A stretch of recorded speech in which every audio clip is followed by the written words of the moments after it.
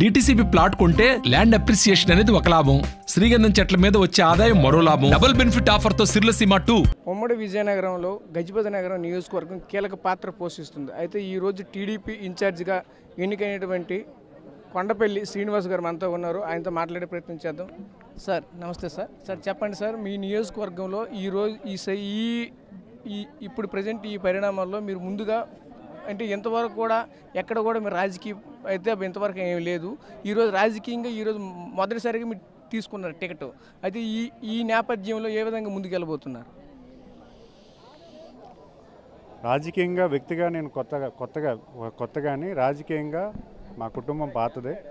మా కుటుంబ సభ్యులందరూ కూడా రాజకీయ నాయకులే.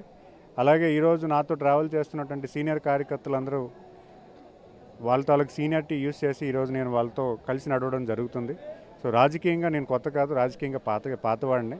అయితే ఈరోజు యువకుడుగా నేను ప్రాతినిధ్యం వహిస్తున్నాను కాబట్టి ఖచ్చితంగా గ్రామాల్లో ఈరోజు యువతని ఎక్కువగా ఆకర్షితం చేసుకొని తెలుగుదేశం పార్టీలో యాక్టివ్ చేసి యువ నాయకులు తయారు చేసుకున్న పరిస్థితి నేను ఈరోజు రాజకీయంగా నేను చేస్తున్నాను అనేది ప్రశ్న. అయితే మీ నియోజకవర్గంలో ప్రధానంగా మీకు సీటు కేటాయించే టైంకి మీ నియోజకవర్గంలో అసమ్మతి అయితే ఎక్కువగా ఉన్నది. అంటే టీడీపీ మీ వర్గం నుంచే ఆ అసమ్మతిని ఈరోజు ఏ విధంగా బేస్ చేసుకుని ముందుకెళ్తారు? అసమ్మతి అనేది తెలుగుదేశం కుటుంబ సభ్యులు ఎప్పుడూ లేదు. కేవలం ఏంటంటే పదేళ్ళుగా ఒక నాయకుడితో ట్రావెల్ చేశారు. ఆ 10 ఏళ్ళుగా ట్రావెల్ చేస్తున్నారు కాబట్టి 10 రోజులు ఆగారు. ఖచ్చితంగా గత వారం రోజులుగా ఉన్న పరిణామాల ప్రకారంగా అయితే అందరూ కూడా కలిసి నడవడానికి మేము ప్రిపేర్ అయ్యాం. తెలుగుదేశం కుటుంబ సభ్యులు అందరినీ కూడా కలుపుకెళ్ళి తెలుగుదేశానికి గజపతి నగరానికి తెలుగుదేశం విజయం చేకూర్చేలాగా అందరూ కృషి చేసి పనిచేసే విధంగా ఈరోజు తెలుగుదేశం పార్టీ నడుచుకుంటుంది. ఈరోజు ప్రధానంగా చూసుకుంటే మీ బాబాయ్ మీకు ఈరోజు అంటే కొండపల్లి అప్పలనాయుడు మీకు ఏ విధంగా సపోర్ట్ చేస్తారనుకుంటున్నారు? ఆయన మొన్నటి వరకు కూడా ఆయన మీద తీవ్ర అసంతృప్తితో ఉన్నారు, టీడీపీ మీద కూడా. ఈరోజు మీకు ఆయన మీతో పాటు ఏ విధంగా ముందు నడుస్తారు? బాబాయ్ అయినటువంటి కొండపల్లి అప్పలనాయుడు గారు ఒక కుటుంబ సభ్యం, మాకు తండ్రితో సమానం. ఆయన 10 సంవత్సరాలు గజపతి నగరం నియోజకవర్గం ఇన్ఛార్జిగా చేస్తున్నారు. ఈరోజు ఆయన కొంచెం ఆలోచనలో ఉన్నారు, కానీ మాకు సపోర్ట్ చేయకూడదన్న పరిస్థితి ఆయన కాదు. ఖచ్చితంగా రానున్న తెలుగుదేశం గవర్నమెంట్లో ఆయన నాయకత్వంతో మేము గెలుచుకొని తెలుగుదేశం అధినేతకి చంద్రబాబు నాయుడు గారికి గజపతి నగరం గెలుపు చూపించి ఆయన తాలూకు నాయకత్వం ఇంకా పటిష్టం చేసుకునే పరిస్థితుల్లో మేము పనిచేస్తున్నాం. అయితే ఇప్పుడు ప్రధానంగా చూసుకుంటే మీ నియోజకవర్గంలో గత కొన్నాళ్ళుగా అంటే ఇప్పుడు బొత్స ఫ్యామిలీ అంతా మీ నియోజకవర్గంలోనే ఉన్నారు. అయితే వాళ్ళని ఇప్పుడు ఢీ కొట్టడం చాలా కష్టతరం అవుతుందని చెప్పేసి ఇప్పుడు అంటున్నారు. దాన్ని ఏ విధంగా మీరు పరిగణలోకి తీసుకుంటారు? తెలుగుదేశం కుటుంబ సభ్యులు అందరూ కలిస్తే చాలా సులువైన పని ఇది. అంటే అంత ఈజీగా ఇక్కడ తెలుగుదేశం పార్టీ లేదు. ఈరోజు తెలుగుదేశం కుటుంబ సభ్యులు గజపతి నగరంలో విజయంతో సెలబ్రేషన్ ఆల్రెడీ స్టార్ట్ అయ్యింది. ఇది కొత్తగా మీరు చెప్తే అక్కడ బొత్స కుటుంబ సభ్యులు నించున్నారనే భయం అయితే ఇటువైపు ఎవరికి లేదు. ఎందుకంటే ఇక్కడ నించుంది తెలుగుదేశం కుటుంబ సభ్యులు. తెలుగుదేశం గత 30 సంవత్సరాలుగా చూసుకుంటే ఎక్కువ శాతం తెలుగుదేశం వైపే ప్రజానికం ఎక్కువగా కన్వర్ట్ అయి ఉన్నది. ఈరోజు మేము చేసేది ఏంటంటే తెలుగుదేశం కుటుంబ సభ్యులు అందరినీ కలిపితే విజయం చాలా ఈజీగా అనేది నేను భావిస్తున్నాను. అది ఈరోజు చూసుకుంటే ఎక్కువగా అంటే మీ నియోజకవర్గంలో అయితేనేమి చుట్టుపక్కల నియోజకవర్గంలో కూడా చేరికలు అయితే ఎక్కువగా జరుగుతున్నాయి. టీడీపీ అంటే వైసీపీ నుంచి టీడీపీ చేరికలు జరుగుతున్నాయి. మీ నియోజకవర్గంలో ప్రధానంగా మీకు అంటే మిమ్మల్ని నమ్మి వస్తున్న కార్యకర్తలకు ఎటువంటి భరోసా ఇస్తున్నారు మీరు? ఈరోజు తెలుగుదేశంలో పార్టీలో సుమారు 12 గ్రామాల నుంచి తెలుగుదేశంలో జాయిన్ అయ్యారు. వాళ్ళ చేరిక గ్రామంలో నాయకత్వం ఇంకో బలోపేతం అయింది. ఎందుకంటే వాళ్ళ చేరిక వల్ల ఆ గ్రామాల్లో తెలుగుదేశం ఇంకా స్ట్రెంగ్తన్ అయ్యి చాలా సునాయాసంగా ఆ విలేజ్లో వాళ్ళ తాలూకు లోకల్ బాడీస్ ఎలక్షన్స్ కానీ లేకపోతున్న రానున్న తెలుగుదేశం అసెంబ్లీ ఎలక్షన్స్లో కానీ ఈజీగా మెజారిటీ వచ్చే పరిస్థితిలో వాళ్ళకి కనిపిస్తుంది.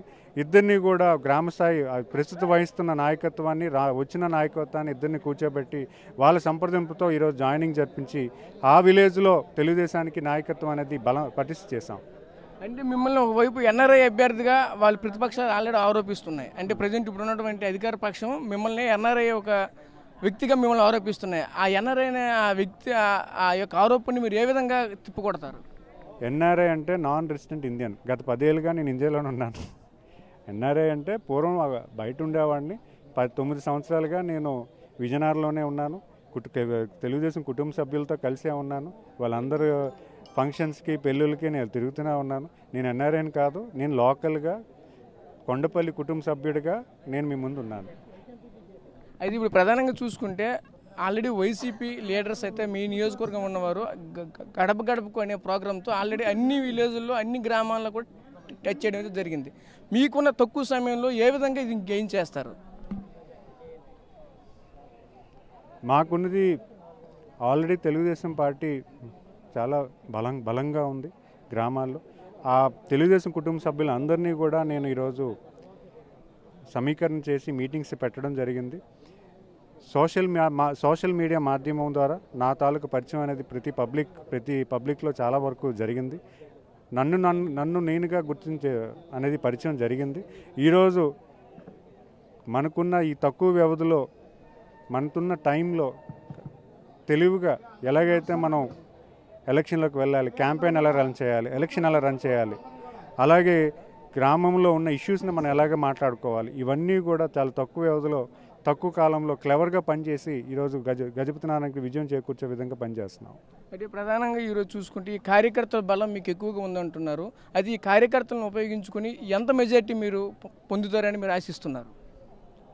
ఖచ్చితంగా 30,000 పైన మెజార్టీతో మేము గెలుస్తామనేది ఈ ఫస్ట్ టైం చెప్తున్నాను.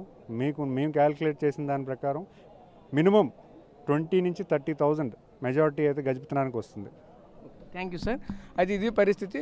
మేమైతే కనీసం 30 నుంచి ఒక 40,000 అంటే ఆ స్థాయి వరకు కూడా మేమైతే మెజార్టీతో ముందుకెళ్తామని చెప్పడం జరుగుతుంది. అంతేకాకుండా ఇక్కడ ఉన్నటువంటి నాయకులకైతేనేమి కార్యకర్తలకైతేనేమి మేము భరోసా ఇస్తాము అని చెప్పేసి అయితే ముందుకెళ్ళడం జరుగుతుందని పరిస్థితి మనకు కనిపిస్తుంది.